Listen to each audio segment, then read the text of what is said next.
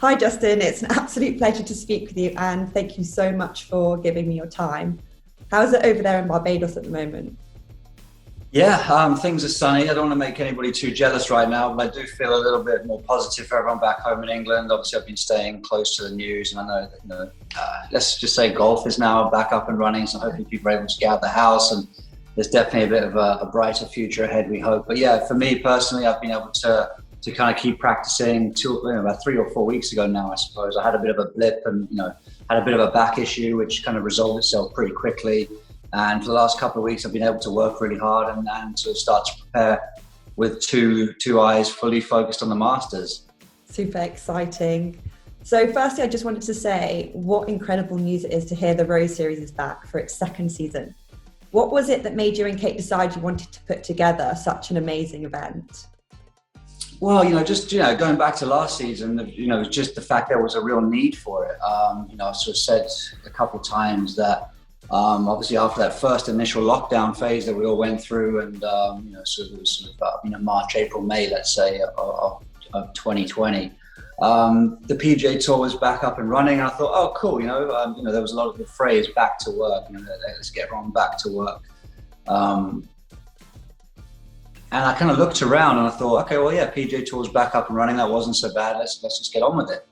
And that opportunity wasn't across the board whatsoever throughout professional golf. Obviously the European Tour is still struggling, but I looked around at the wider professional game and I really realized how decimated the LET, Ladies European Tour, had been and their schedule had been. And I just kind of thought, you know what? Just because the top end of the game and the male side of the game was doing okay, that wasn't really a true reflection of the state of affairs, one, in the game of golf, and two, especially after the pandemic. So, Kate and I just really realized there was a need. And the other thing of, the phrase, let's get back to work. For some industries, not all, but for some industries, that's as simple as just opening up the laptop and getting cracking again. But with a professional sport, that's not really how it works, right? You kind of need to nurture that skill set day in, day out. So the real objective of the Rose Ladies Series was, one, to promote the women's game and to sort of push towards, a bit more equality in all sorts of ways with the game. But two, just to really help the ladies sharpen, their skill set and get a scorecard in their hand. So when the big events did roll around later in the season, they were going to be ready. And that's probably exactly the same reasons for doing it again this year. I think, one, there was a really positive reaction to it. And, with all the best will in the world, the Rose Ladies Series wouldn't have been the Rose Ladies Series without the ladies really and their participation. And I think I give them so much credit for that. A lot of the top ladies turned up and played.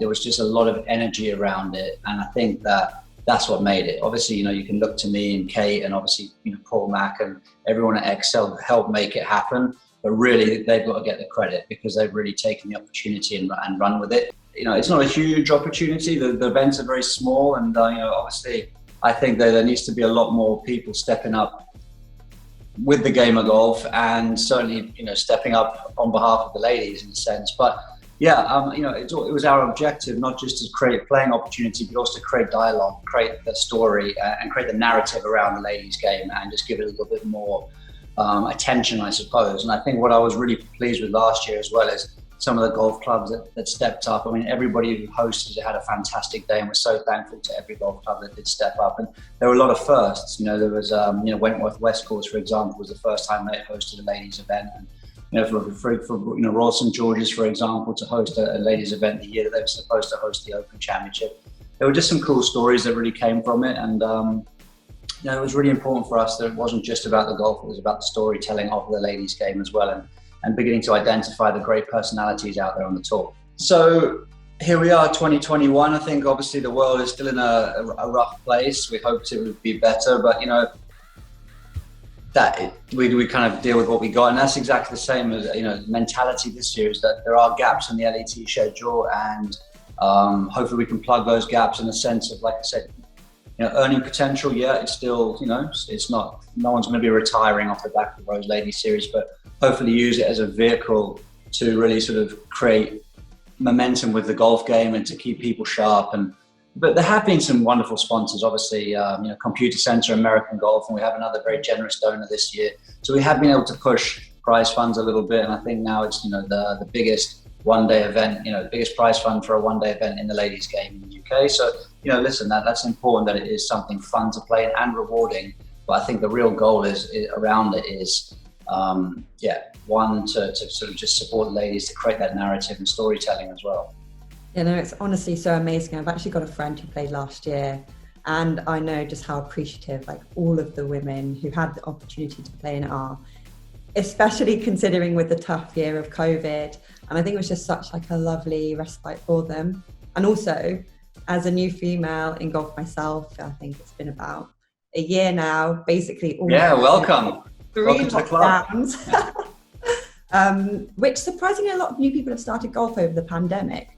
But honestly, seeing events like this being so prominent on social and, you know, in the media, I think it's really awesome, because I think it genuinely does help to give these amazing athletes, you know, a platform in which to shine and showcase their incredible talents, just like you've mentioned.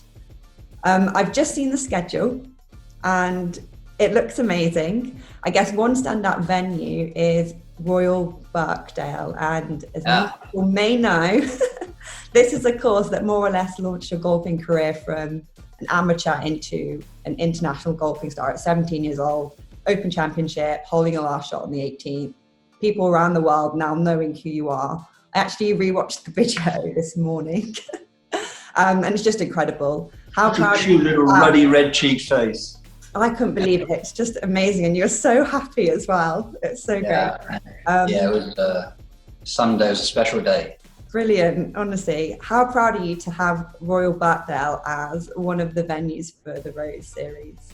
Yeah, we're so happy to have Birkdale come on as part of the Rose Ladies Series. Obviously, yeah, like you said, it's a venue so kind of synonymous with me in a way, and I have so many special memories there, and hopefully, you know, some ladies will be able to make, you know, again, memories for themselves. You know, it's just a wonderful venue, and I think that's been really, really important to us at the Rose Ladies Series, is that create, you know, good venues, I think, make a tournament, and I think they inspire us to play well, and I think they challenge our game so much more. And, you know, you come away from an experience on a great golf course really, understanding more about yourself and your golf game. So these venues, and I think to see them stepping up and supporting the ladies' game is really, really important. I think that more than just playing a good golf course, it's the fact that it's an Open Championship, you know, it's on the road to the Open Championship. To have these wonderful venues really kind of see the need to sort of put their clout and their name behind the Rose Ladies Series is important, because, you know, these golf clubs, they are, you know, mini brands in their own right, you know, or big brands in some cases in their own right. So to have them support us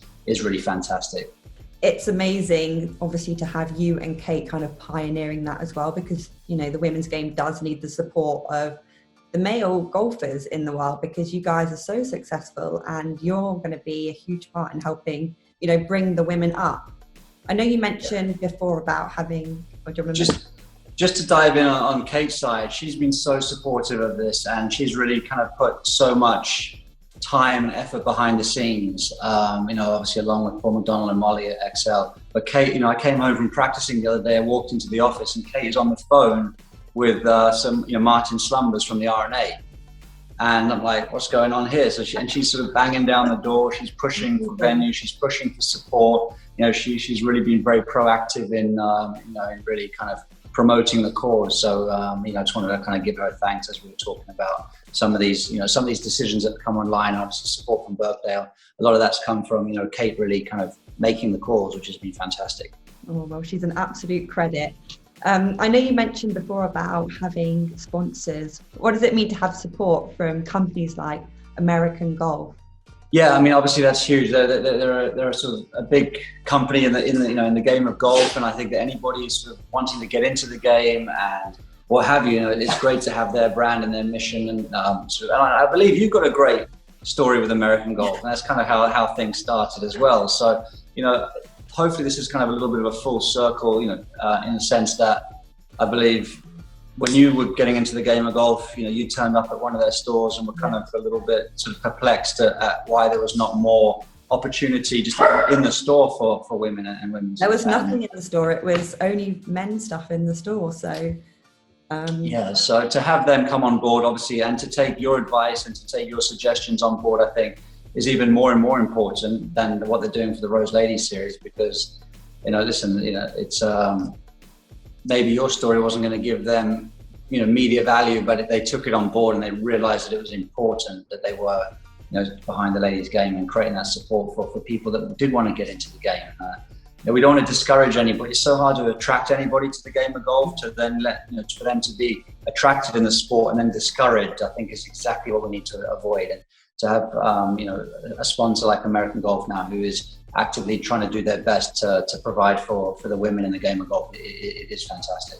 I feel so lucky and privileged to have been able to come into the golfing community during a worldwide pandemic and be more or less greeted with open arms by other golfers. And it's honestly far more than I expected. And, any sort of preconceptions that I had about the game were quickly blown out the window, because people were generally so welcoming and nice, and they genuinely just wanted to share their love of golf, really. And I think I really just want to let anyone know who was like me a year ago that it isn't actually as scary and as intimidating as you might think it is. I just think that it can really open up a whole new world of enjoyment that maybe you didn't know existed, which is pretty much like my own experience, That's really cool. That's such a powerful story. I mean, it's all very well for me to sort of, bang the drum about, how great golf is. Golf's given me a lot.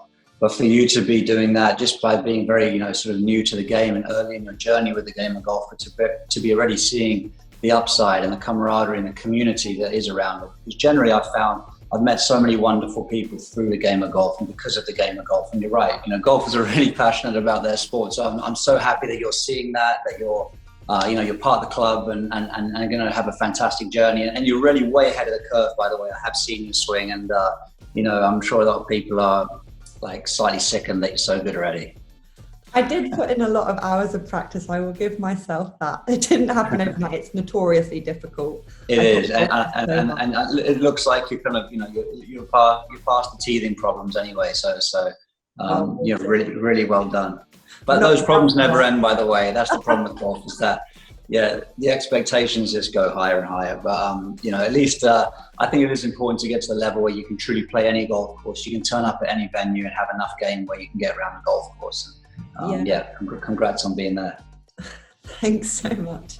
I know your wife, Kate, was a former gymnast, and you've got a beautiful daughter, Lottie.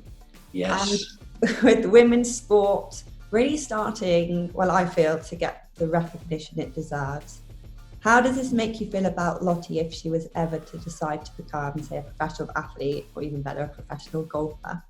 I do have a fantastic wife who's been at the top of the sport, a European champion gymnast. She's the real athlete of the family. I can't even touch my toes, let alone be called an athlete. So, but Charlotte's actually found the sport. She's found a passion. She loves horse riding.